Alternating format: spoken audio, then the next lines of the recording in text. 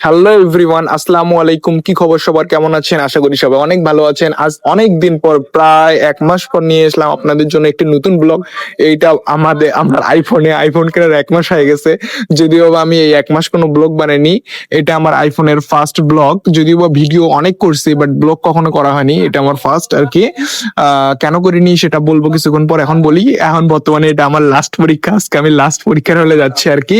এই আর কি, লাস্ট পরীক্ষার হলে যদিও ফোন নিয়ে যাওয়া পরীক্ষার হলে নিষিদ্ধ, কিন্তু আমি নিয়ে যাই। কেন কেন না, আমি একটু বুঝবেন না, আপনাদের ভাইয়ের একটু বেশি পাওয়ারটা থাকে না এই আর কি।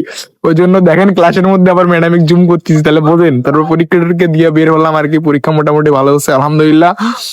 এরপর সবাই বের হচ্ছিল, আমি পিছনের দিকে ক্যামেরাটা ধরে ভিডিও করতেছিলাম।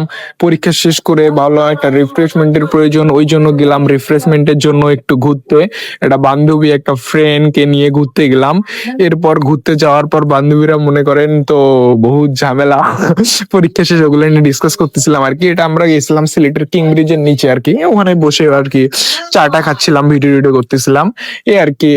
পরীক্ষা মোটামুটি ভালো হচ্ছে। আর কেন করিনি সেটা হচ্ছে যে এক্সাম চলতেছিল, মানে ফুল এই 1 মাস এক্সাম চললো, ওই জন্য আর ব্লগ করা হয়নি। আর আজকে ব্লগটা করলাম, আজকে লাস্ট পরীক্ষা, ওই জন্য ব্লগটা করলাম আপনাদেরকে দেখানোর জন্য। এই আর কি, কিং ব্রিজের নিচে হাঁটতেছিলাম। এটা হচ্ছে সিলেটের ঐতিহ্যবাহী কিং ব্রিজ, আর এটা হচ্ছে সুরমা নদী। সবাই ভালো থাকবেন, আল্লাহ হাফেজ। আর ব্লগটা কেমন লাগলো জানাবেন অবশ্যই।